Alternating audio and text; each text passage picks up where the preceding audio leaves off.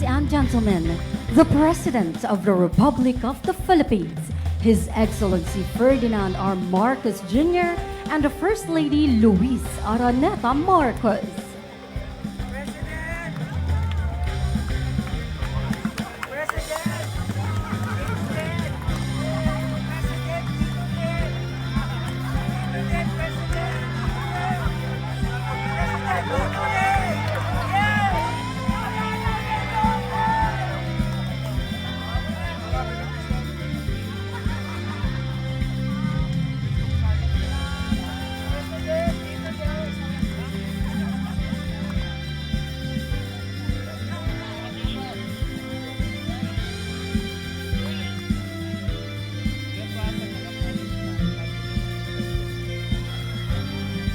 The President and the First Lady shall now inspect the 𝗕𝘆 Bridge. Joining them is His Excellency 𝗕𝘆 DPWH Secretary Manuel Bunoan, Lanao del Norte Governor Imelda Dimaporo, and Misamis Occidental Governor Henry Obaminal Sr.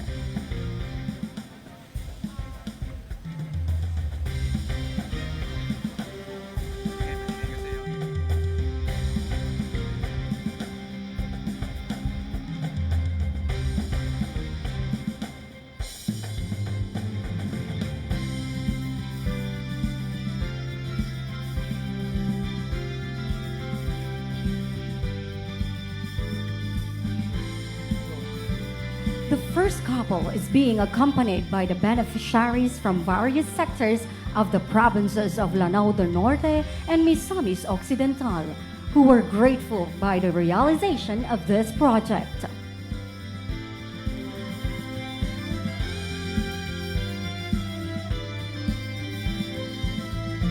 The 3.17-kilometer 𝗕𝘆 Bridge project, which connects the two provinces of the northern Mindanao via Tubud, Lanao del Norte, and Tangub City, Misamis Occidental, is a manifestation of the President's steadfast leadership and dedication to build better more.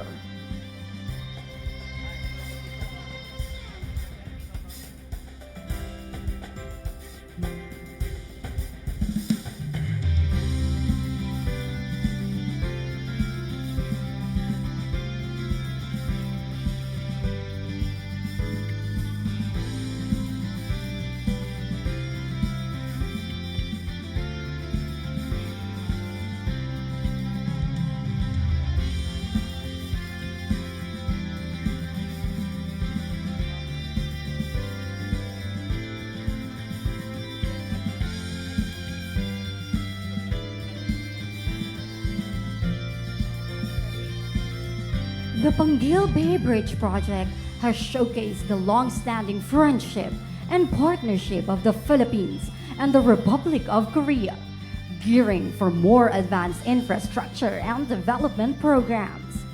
This vital landmark exemplifies the strength of both countries' collaboration.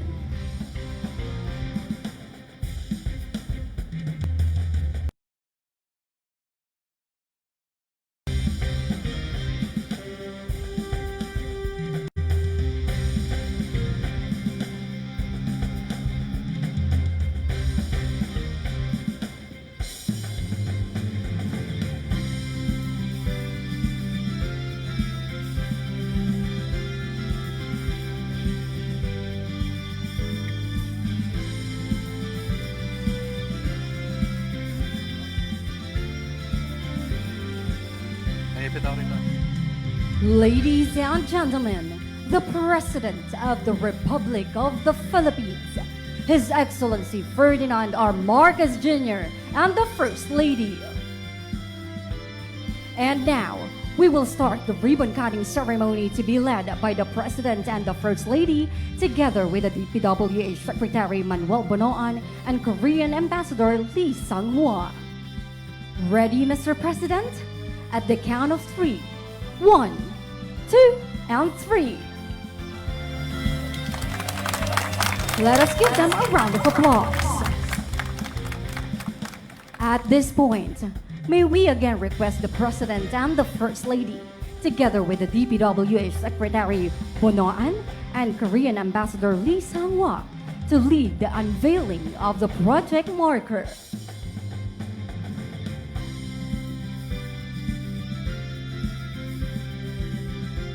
Ready, Mr. President. At the count of 3. 1, 2, and 3.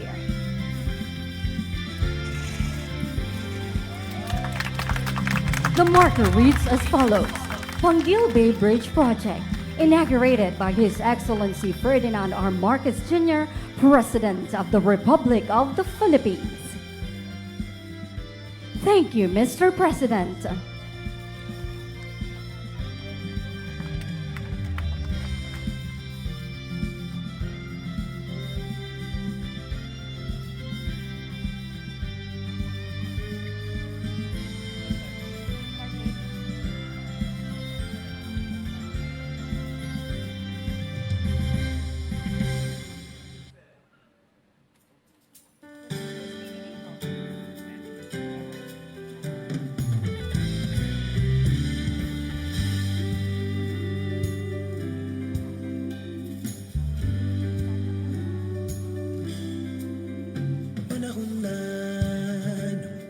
Bago dahil sa ito ay kinakailangan tayo na magtulong-tulong na paunlarin ang mahal nating bayan.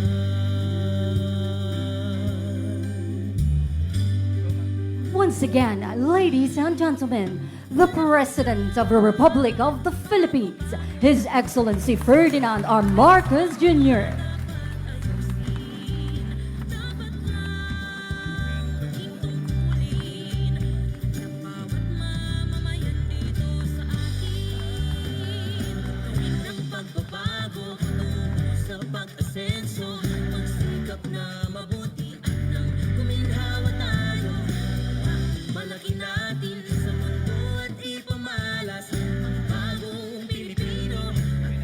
We may now be seated.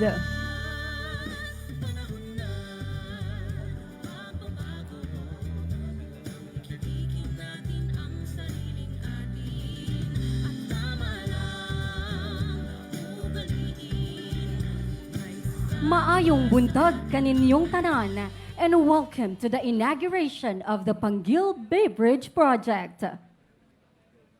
To formally begin our program, may we call on Misamis Occidental Governor 𝗕𝘆 𝗕𝗿 Sr. for his welcome remarks.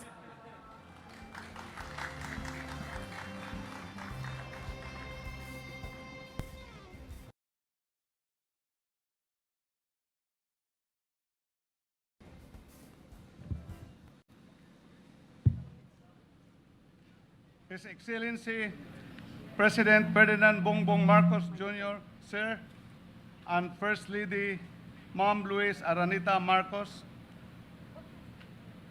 national and local officials of Lanao del Norte, represented here by Governor Anging de Mapuro, the local and national officials of Misamis Occidental. We have heard the two Congressman Ando Waminal and Jason Almonte, other guests, beneficiaries, officials, ladies and gentlemen, good morning. What we once thought impossible today becomes our reality.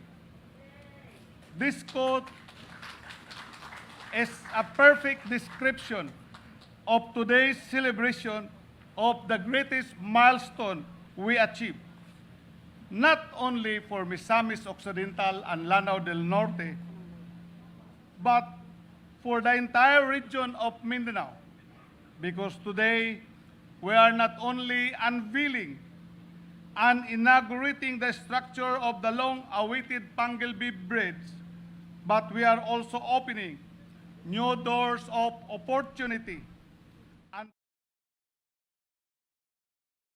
signifies the dreams do come true and that vision can become a reality if there is hard work and collaboration among the stakeholders concerned and strong support of the national leadership.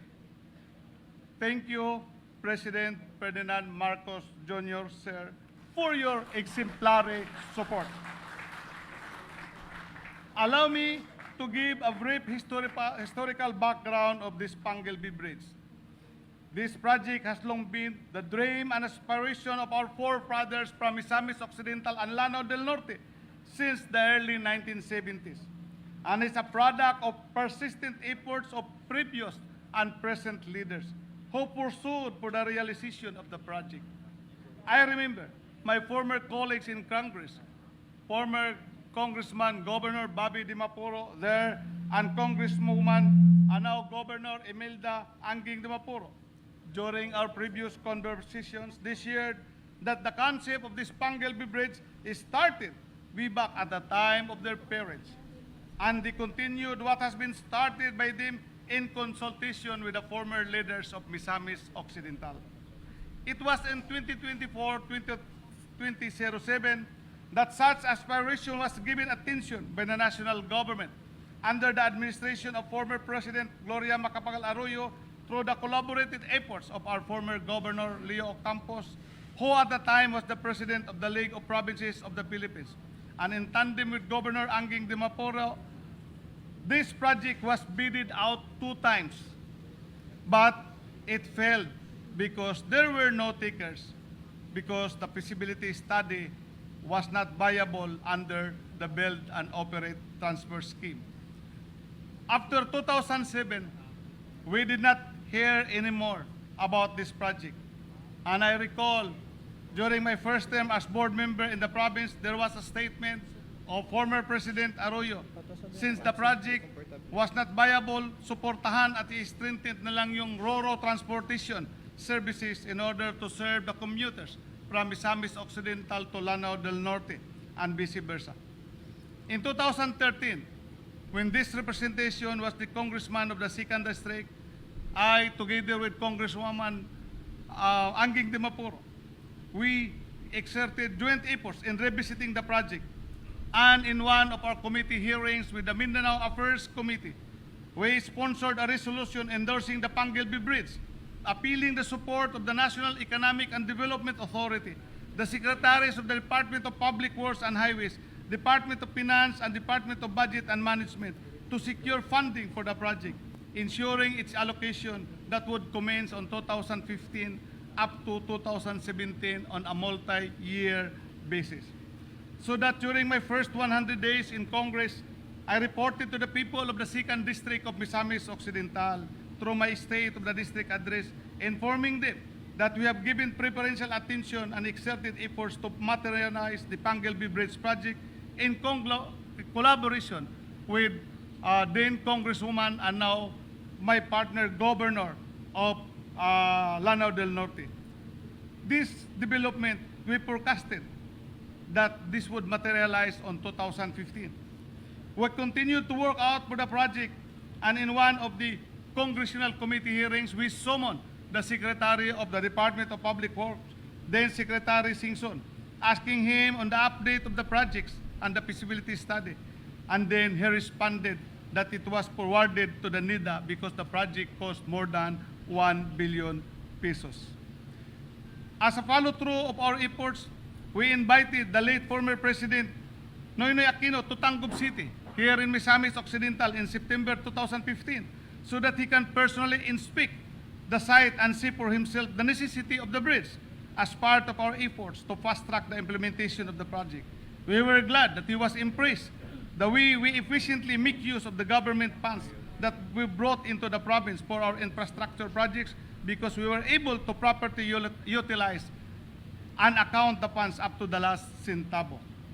While we were excited for the impending materialization of the project, we were informed again by the former Secretary of the DPWH that what was approved by the NIDA, the source of funds was GAA, and the project is of foreign technology. And under our laws, foreign contractors cannot participate in government biddings for local funding projects.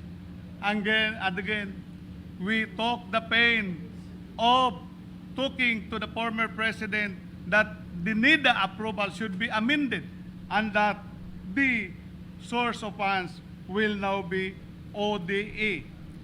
And this was properly amended, and this development has given us high hopes that the project would finalize with postro.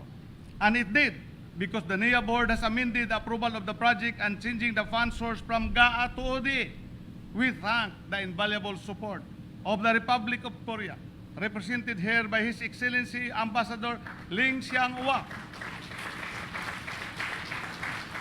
and the Korean Export-Import Bank with its Director General Chu in Q for the funding of the project that led to the signing of the loan agreement between the Republic of Korea and the Republic of the Philippines on April 28, 2016. Today, as we inaugurate the 𝗕𝗆 Bridge, it is an honor to stand witness to our powerful testament to the tireless efforts of our government under the leadership of His Excellency President Bongbong Marcos,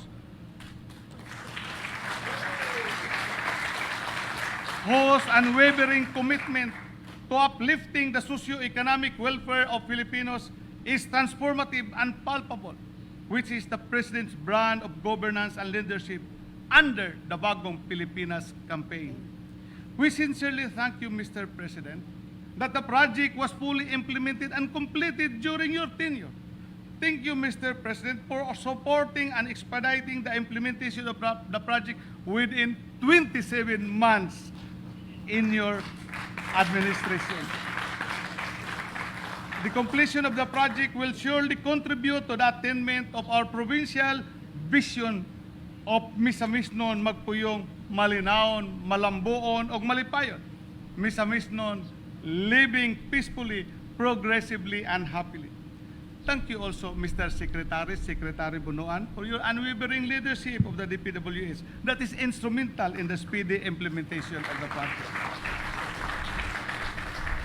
Mr. President, we know your love to the Misamis, you love the Misamis very much, as we have also expressed our love to you during the previous election, when the Misamis rendered an overwhelming support of 254,066 votes against your closest rival, who got only 32,804 votes. The expression of this love is just a reiteration and reaffirmation of our love and support to the Marcoses, as I have also served your late father before in my capacity as one of the Kabataang Barangay leaders. Your love with the Misamis was really evident during the Sierra Line flooded incident, that instead of returning back to Manila because of bad weather, you still landed at Misamis Airport after 3 attempts, despite heavy rains, just to pursue your desire to personally comfort our people and provide them their immediate needs. Considering the immense benefit that the bridge would bring, not only for Misamis Occidental and Lanao del Norte, but in the entire island of Mindanao, it is our humble request with Governor Anging Dimaporo, with the people of Lanao, that the operations and maintenance of the bridge be managed by one management team only. The people of Misamis Occidental, together with Governor Dimaporo and the people of Lanao del Norte, will request for your executive intercession for the creation of 𝗕𝗆 Bridge Management Council, PBBM Council, to be composed of the governors of the 2 provinces as chairman and the regional director of the DPWH, PNP, DNR, LTO, and the local chief executives of Tangub City and the municipality of Tubod as members. In this manner, Mr. President, we can be assured of collaborative management efforts among stakeholders directly involved in ensuring protection and maintenance of the bridge, instead of having it managed separately by the 2 LGUs exercising their powers and authority over the respective jurisdiction. We have submitted our request to DPWH on this matter. And once again, thank you, Mr. President, for your support and love for Misamis Occidental. Rest assured of our continued love and support from the Misamis to your administration as what we have already shown in the previous election. On behalf of the provincial government of Misamis Occidental and the Misamis, it is my great honor to welcome you all to this momentous occasion. Together, let us celebrate this milestone and look forward to working more in the future. Asinso, Misamis Occidental, mabuhay ang bagong Pilipinas. Thank you and God bless us all. Thank you, Governor Uwaminal. So also give his message, let us welcome the Ambassador of the Republic of Korea to the Philippines, His Excellency Lee Sang-hwa.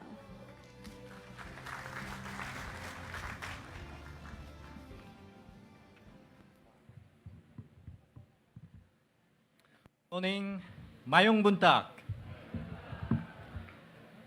His Excellency Ferdinand R. Marcos Jr., President of the Republic of the Philippines, and Madam First Lady. In fact, what a pleasant surprise. We have a graceful First Lady. Don't you agree? Honorable Manuel M. Bonoan, Secretary of DPWH. Honorable Gilberto Teodoro, Secretary of National Defense. Honorable Carlito Jr., Presidential Advisor on Peace, Reconciliation, and Unity. Honorable Henry S. Uwaminal, Governor of Misamis Occidental. Honorable Imelda Q. Dimapo, Governor Lanao Norte. Mr. Yu, Director General, Korea Export-Import Bank, distinguished guests, ladies and gentlemen. It is an honor to join you today for this historic event. The opening of the 𝗤𝗏𝗡 Bridge is a powerful symbol of progress and a testament to the enduring partnership between and the Philippines. We are not only opening a bridge to the public, we are witnessing the beginning of new connections that will significantly impact the lives of people and affect communities. During my first visit to Mindanao in March, I was captivated by the region's immense potential. With its vast lands, rich with resources, stunning landscapes, and a hardworking and resilient population ready to harness these gifts. However, the key missing element was connectivity. This bridge, now standing tall over the bay, provides the critical link between the people and resources of Misamis Occidental, Lanao del Norte, and beyond. While it may simply be a piece of infrastructure, it is also a bridge of opportunity, progress, and peace. In his State of the Nation address last July, President Marcos emphasized the importance of connectivity in Mindanao, specifically mentioning the 𝗤𝗏𝗡 Bridge as one of the two major spans to be opened. That day is today. The completion of this project exemplifies the success of the Build Better More program and demonstrates the government's unwavering commitment to the development of Mindanao. The 𝗤𝗏𝗡 Bridge promises to transform the region as it cuts travel time between Tangub City and Tubot from over 2 hours to just 7 minutes. It is expected to create a ripple effect, boosting local economies by enabling faster trade, smoother commutes, and stronger connections among communities, families, and friends. Truly an infrastructure triumph, as well as victory for the people. Martin Luther King Jr. once said, "Let us build bridges rather than barriers." While he spoke of social unity, the sentiment resonates deeply with the work behind this bridge. Bridges, whether made of steel, concrete, or trust, overcome divides and open pathways to unity and progress. The 𝗤𝗏𝗡 Bridge stands not only as physical structure, but as a symbol of courage and cooperation, bridging both distance and dreams. Beyond its role in boosting economic growth, this bridge is set to play a pivotal part in advancing the peace process in Mindanao, a critical milestone as the Bangsamoro Autonomous Region in Muslim Mindanao elections approach next year. Today's event coincides with another auspicious ceremony in Manila, signing of a memorandum of cooperation among COICA, USAID, and JICA. This is an initiative aimed at improving basic health services in the 𝗏. Together, they are poised to further enrich the Mindanao peace process. Korea's contribution to this effort is a shining example of its commitment to the humanitarian, development, peace, HDP nexus. In this context, I'd like to acknowledge the presence of Secretary Teodoro and Secretary 𝗕𝗆 Jr., who have done an excellent job, thereby contributing to the peace process.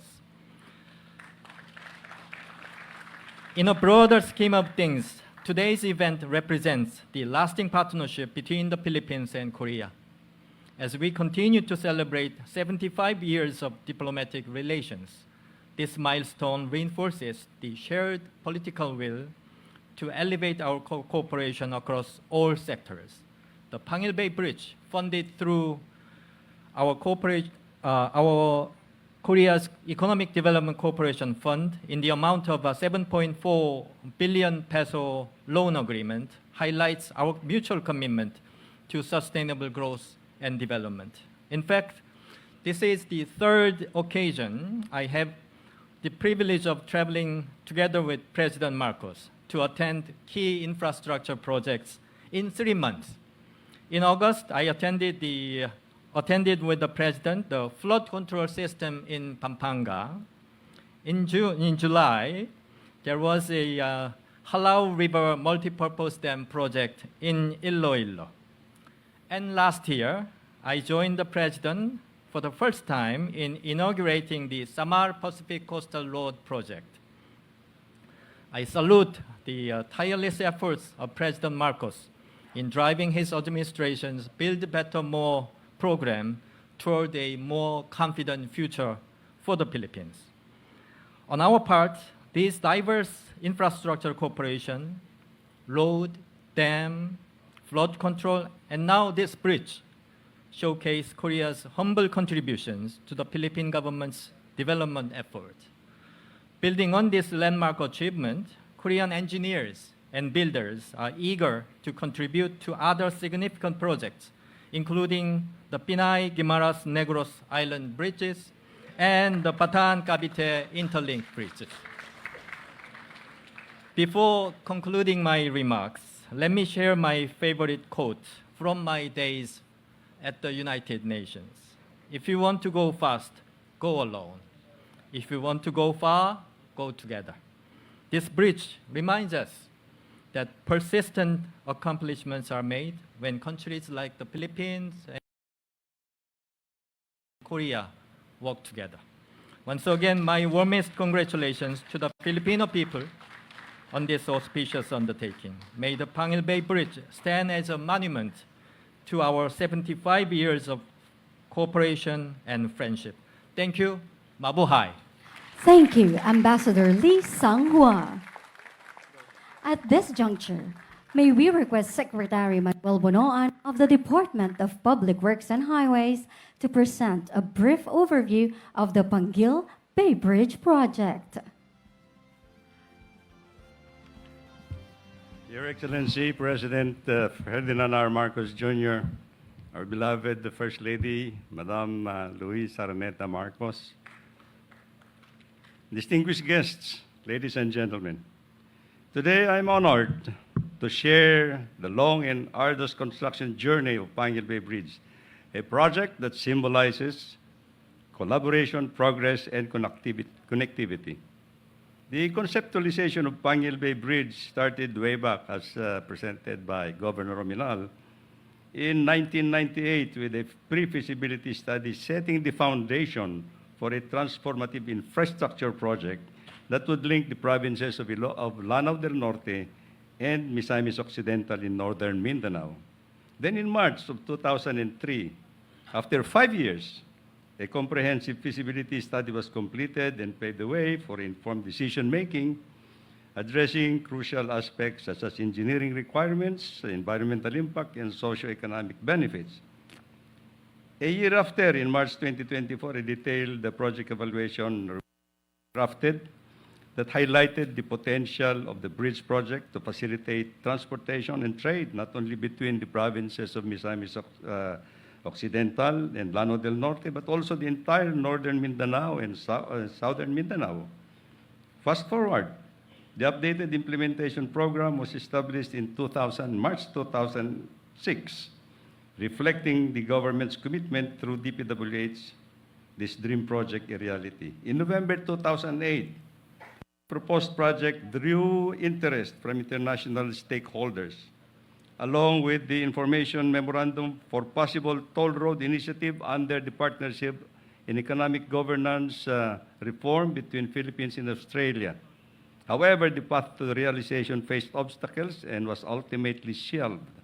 Then again, for another 5 years, the proposed 𝗤𝗙𝗵𝗡 Bridge was in limbo until finally in April 2013, a South Korean civil engineering firm, Sambo Engineering, proposed a comprehensive business case study, and this study eventually led to the approval from the National Economic Development Authority Investment Coordinating Committee in November of 2014. And by 2015, the DPWH obtained the NEDA board approval under the Korean financing, reinforcing the commitment to this major project.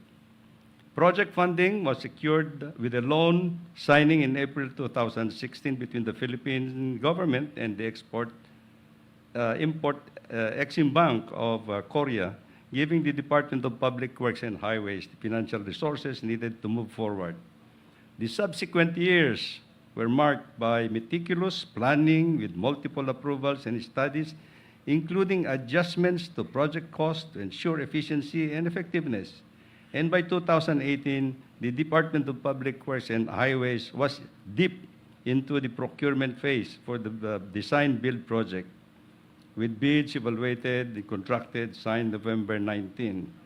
Actual work on the design and build of 𝗤𝗙𝗵𝗡 Bridge began on February 2020, but as the momentum of implementation was gaining ground, it was met with unforeseen constraints that faced construction delays due to the pandemic and also encountered some budgetary constraints at that time. However, in 2022, with the present administration, the present administration's commitment to build better, more, and faster infrastructure development program, and with resolved determination, the construction was pushed through without let-up.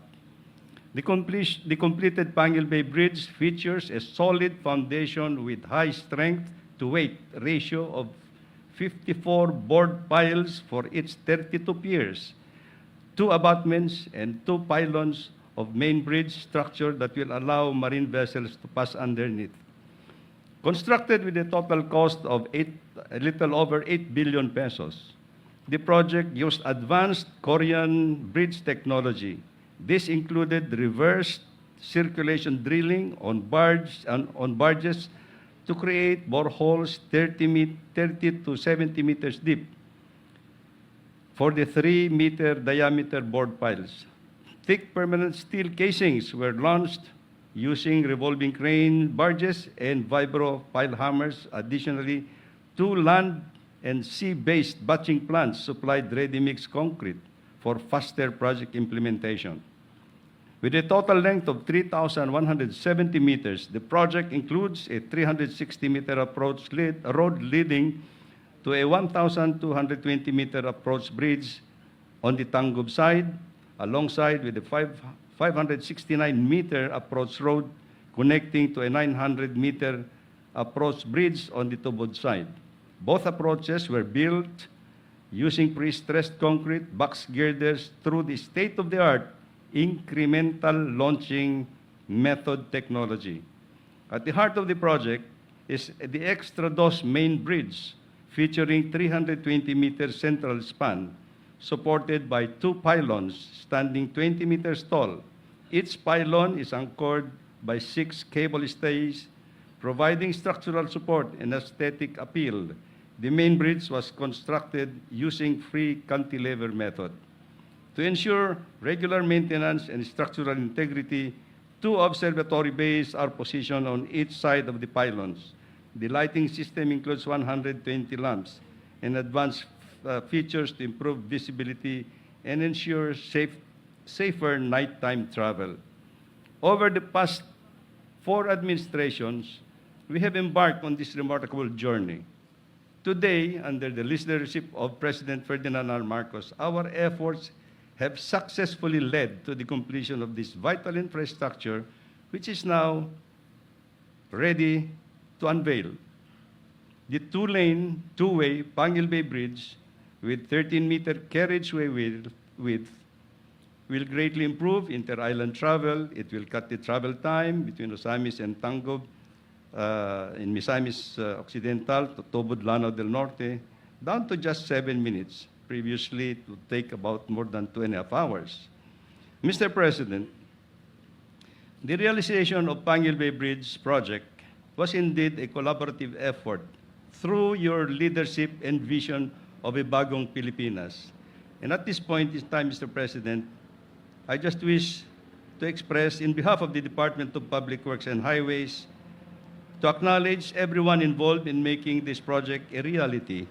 Our partners from the government of Korea and the Korean Export-Import Bank for their funding support, the Korean consultants and contractors, and their local partners for their expertise, the Department of Public Works and Highways Unified Project Management Office for implementing this major project, the local government units of Lanao del Norte and Misamis Occidental, and all those who have one way or the other contributed to what we now see, finally, the 𝗕𝗆 Bridge.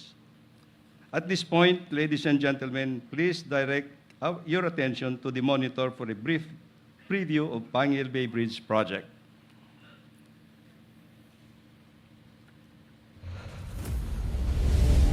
Across 𝗕𝗆 Bay, a monumental structure is rising.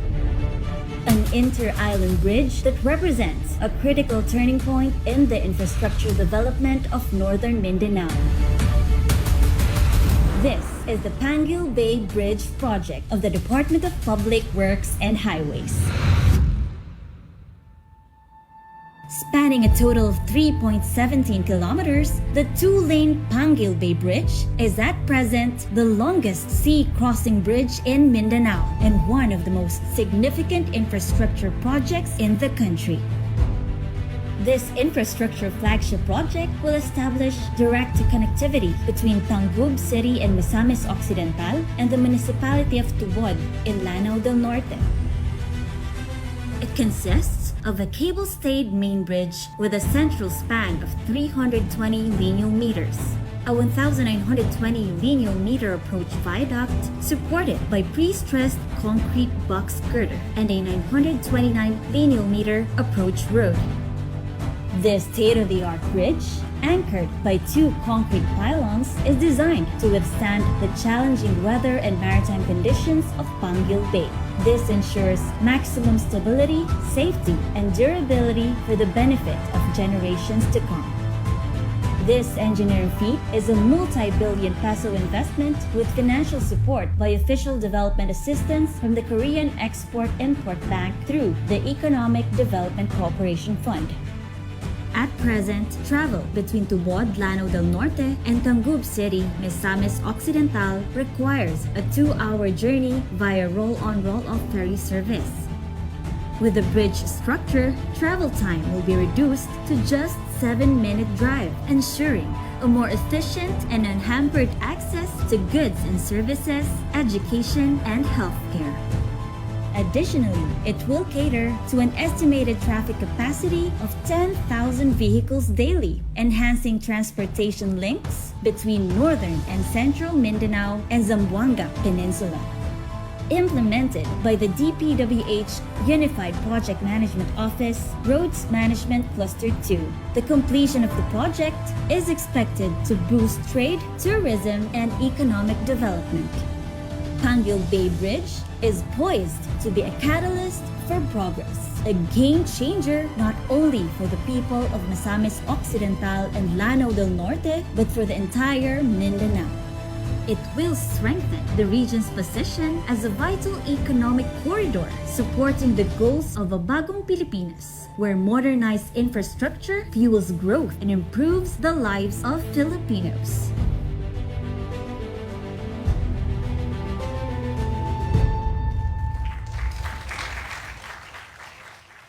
Ladies and gentlemen, the President of the Republic of the Philippines, His Excellency Ferdinand R. Marcos Jr.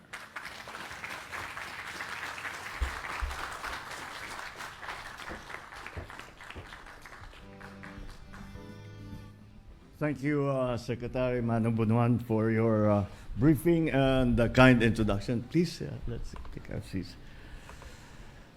The Ambassador of the Republic of Korea to the Republic of the Philippines, His Excellency 𝗕𝘆 𝗕𝘆 this is becoming more and more often where we are opening new projects. I hope we can not only continue but even accelerate all of that we are doing. The Mindanao Development Authority, Secretary Leo Magno, the Misamis Occidental 1st District Representative Jason Almonte, Misamis 2nd District Representative Sancho Fernando Ando Oaminal,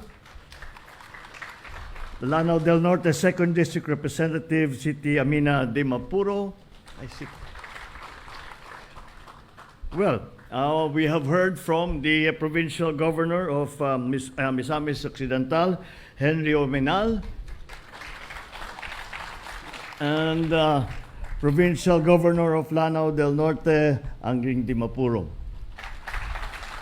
After her speech, sinasabi ko sa kanya, wag mo masyadong binabanggit na Lanao del Norte is very high on the list of priorities. Baka nagtatampo na si Governor Henry Oaminal.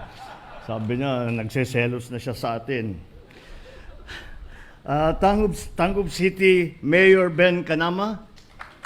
Yeah, and a surprise visitor, a pleasant surprise that we all had is the arrival and accompanying me the First Lady Lisa Araneta.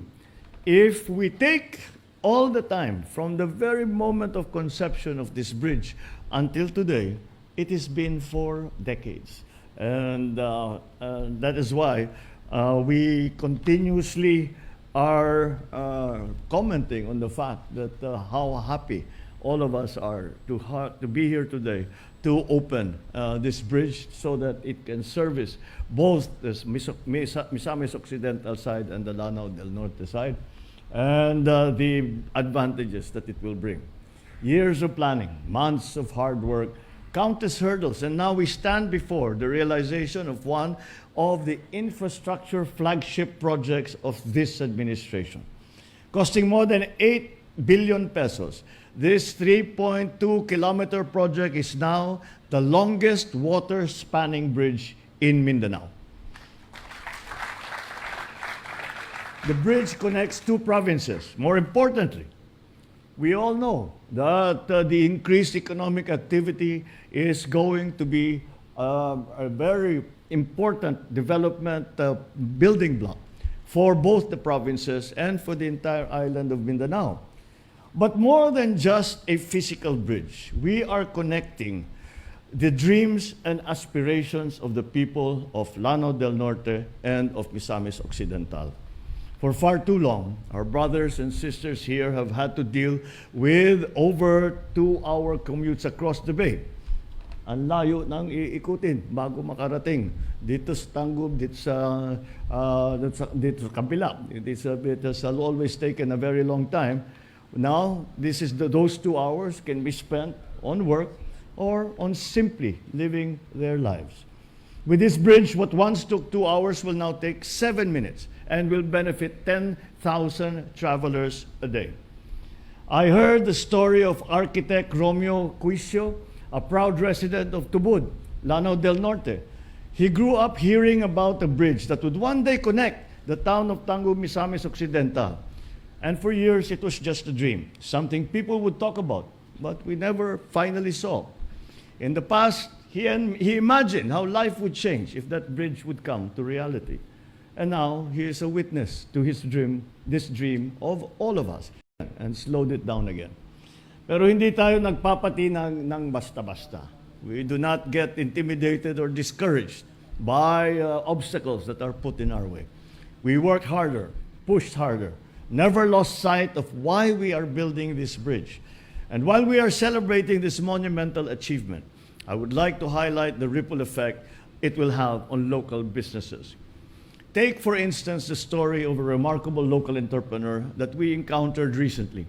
This inspiring woman, Ms. Erlinda Mojica, runs a small business dedicated to providing fresh produce to her community. Before, when the barge closed at night, there was no choice but to take the long route around the bay, wasting a great deal of time. Now, they can transport their goods whenever they need, no time lost, according to their own schedules. Imagine the frustration. Fresh produce ready to go. But her dreams were held hostage by prolonged delays.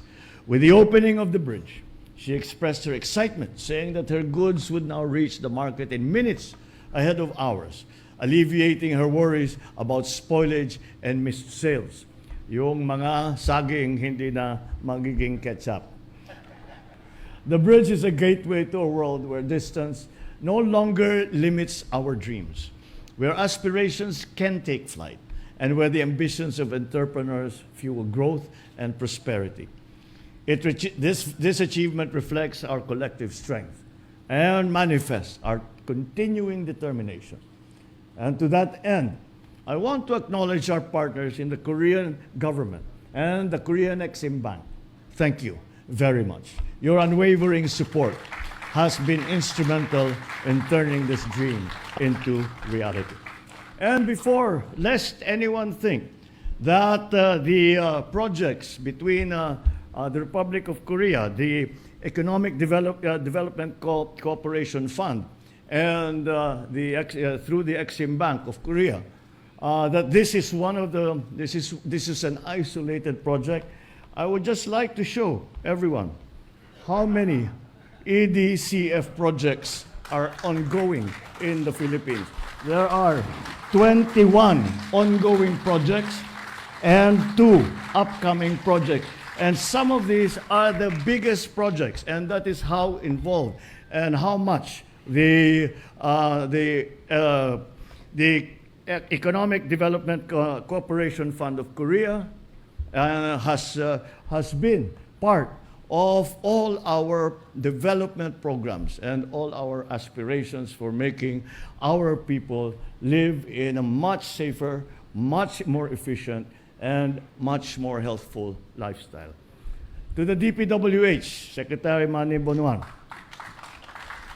and all the people who committed to the completion of the Panguil Bay Bridge project, your efforts are self-explanatory whenever we will cross this bridge or even see a picture of this bridge. You have shown once again that perseverance pays off. As we celebrate this feat, let us remember that the Panguil Bay Bridge is indeed the foundation on which we can build more bridges. Bridges that connect not just places, but connects opportunities and communities. Let us make this success a launchpad for further development to ensure that this project opens new doors to progress and prosperity. Hindi po tayo nagtatapos dito sa ating pag-uusap ngayong araw na ito. It is just the beginning. We are building a bagong Pilipinas, one where every Filipino, no matter how far, no matter how remote, is somehow connected. Together, we will welcome the dawn of a future where every dream has the wings to soar. Every entrepreneur has a path to success, and every child can aspire to greatness without the burden of travel and long distances. Daghang salamat kaninyong tanan ug mabuhay ang bagong Pilipinas. Thank you, Mr. President. At this point, may we request the President to kindly grant us a photo opportunity. May we also call on stage the First Lady and DPWH Secretary Bonoan to join the President. For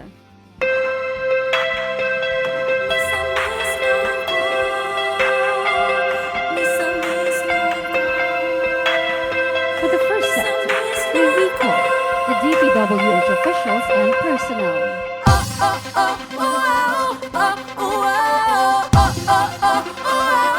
Misamis nun ko. To our partners from the Republic of Korea. Senso misamis nun ko.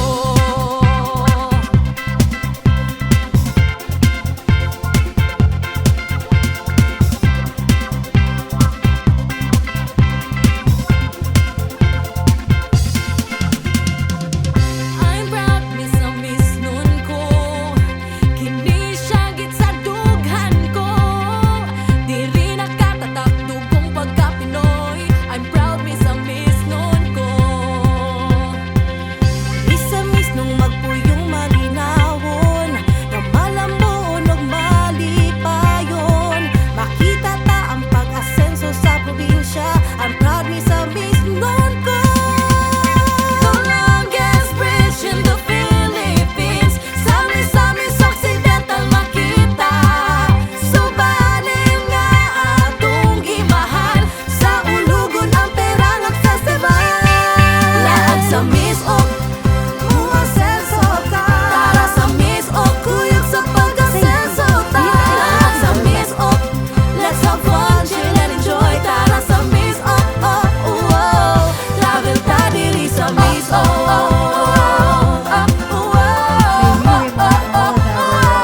Misamis nun ko.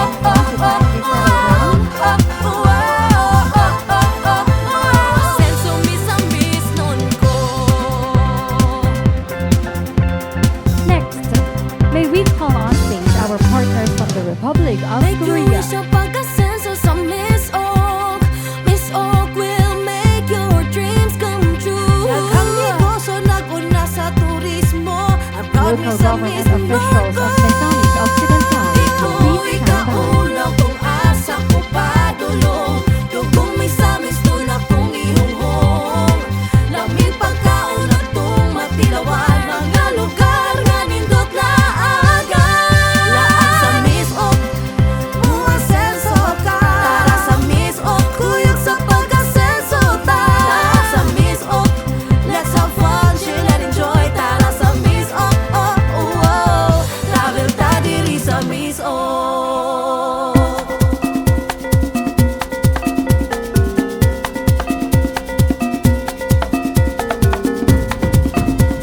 Thank you, and please exit to your left. It's a paradise. It's a paradise. Ang makita mo. May we It's a call wonderful Governor Henry place. Alvarez, I'm proud Misamis nun ko. Kalindot misok laag-laag presko nga hangin nang inyong masimhot libot-libot ug motilaw sa mga pagkaon nasa tupalibot ala hapit sa mga hapitan nga numan magbalon tas pagkaong malamian maaninot nga suruyan laagan ang di makumpara pa sa Laag sa uban. Miss Og, umasenso ka. Tara sa Miss Og, kuyog sa pag-asenso ta. Tara sa Miss Og, let's have fun, chill and enjoy. Laag sa Miss Og, oh, oh, oh. Travel ta diri sa Miss Og. Misamis nung magpuyong malinawon. Nga malamon o malipayon. Ikaw kaayo sa Miss Og. Ang proud Misamis nun ko.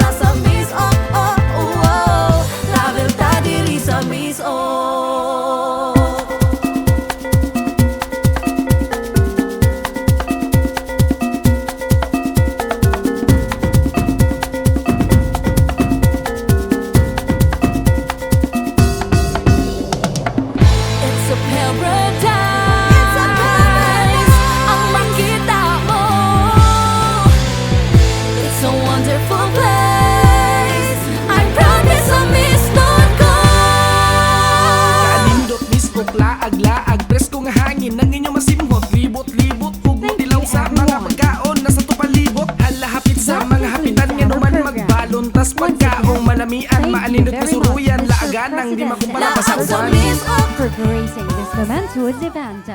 We are